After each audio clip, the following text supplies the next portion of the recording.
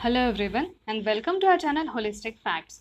तो हम अब कंटिन्यू कर रहे हैं हमारी इस छोटी सी सीरीज़ को, जहाँ पे आपको प्रीलिम्स के हिसाब से इंपॉर्टेंट टॉपिक्स मिलेंगे और आप इन्हें जल्दी से रिवाइज कर सकेंगे।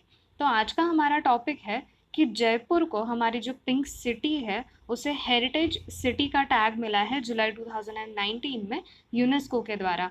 तो ये काफ़ी हाई यील्डिंग टॉपिक है हमारे प्रीलिम्स में, तो फिर इसको हम देखते हैं अब अच्छे से। तो यूनेस्को क्या है?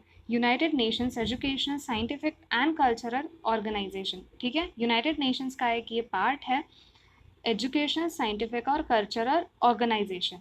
ठीक है, तो ऐसे ऑर्गेनाइजेशंस का बेसिक एम यही होता है to bring world peace through international cooperation in education, science and culture. तो ये काफ़ी सिंपल है, बट ऐसे सेंटेंसेस एग्जाम में काफ़ी आसानी से आ जाता है, तो हम इन्हें मार्क कर सकते हैं। ऑलराइट, तो अब यूनेस्को का हेडक्वार्टर्स कहाँ पे है ये जानना ज़रूरी हो जाता है। वो है पेरिस, फ्रांस में, यूरोप में। ठीक है, और अब ये बना कब था? तो 16 नवंबर 1945 लंदन में। तो अब यहाँ पे हमें ये नोटिस करना काफ़ी ज़रूरी हो जाता है कि 1945 के दौरान India was an independent, alright.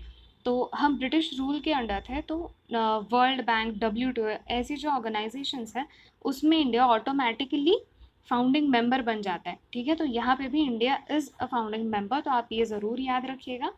अब यूनेस्को की parent organisation is United Nations Economic and Social Council. ये भी काफ़ी इंपॉर्टेंट पॉइंट है।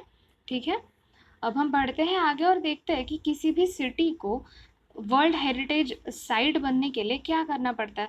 तो be of outstanding universal value, it should be unique in its own way. और फिर सारी कंट्रीज अपने अपने कंटेस्टेंट्स की तरह अपने सिटी को नॉमिनेट करती है या फिर एक साइट को नॉमिनेट करती है।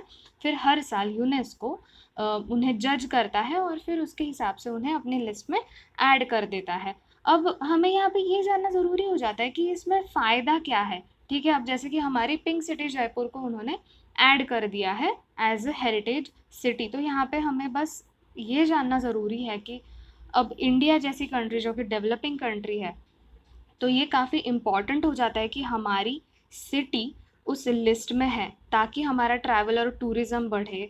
फंडिंग बहुत आसानी से मिल जाती है उस सिटी को और डेवलप करने के लिए या फिर उसको मेंटेन्ड रखने के लिए। ठीक है, उसके मेंटेनेंस के लिए और टूरिज़्म इंडस्ट्री के लिए बहुत बड़ा बूस्ट मिल जाता है।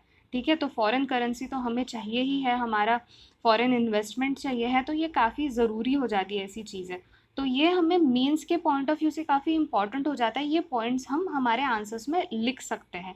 ठीक है, तो अब जयपुर को जैसे इंक्लूड कर दिया है, तो हमारे इंडिया में जो टोटल साइट्स है जो कि यूनेस्को के वर्ल्ड हेरिटेज लिस्ट में इंक्लूडेड है, नाउ दे आर 38। ठीक है, तो उस 38 में से 30 कल्चरल प्रॉपर्टीज़ है, 7 नेशनल प्रॉपर्टीज़ है और एक मिक्स्ड साइट है। अब ये एक जो मिक्स्ड साइट है ये काफ़ी इंपॉर्टेंट है, वो कांचनजोंगा है जो सिक्किम में है। ठीक है, ये मिक्स्ड हेरिटेज साइट में आती है। ये बहुत बहुत बहुत इंपॉर्टेंट क्वेश्चन है और ये इसके बारे में यूपीएससी इसके पहले भी सवाल पूछ चुकी है और फिर से दोबारा आने के बहुत ज़्यादा चांसेस है। तो कांचनजोंगा जो कि सिक्किम में है, ये मिक्स्ड हेरिटेज साइट है। अब हमें एग्ज़ाम के लिए 38 की 38 साइट्स लर्न करना ज़रूरी है क्या? तो बिल्कुल भी नहीं।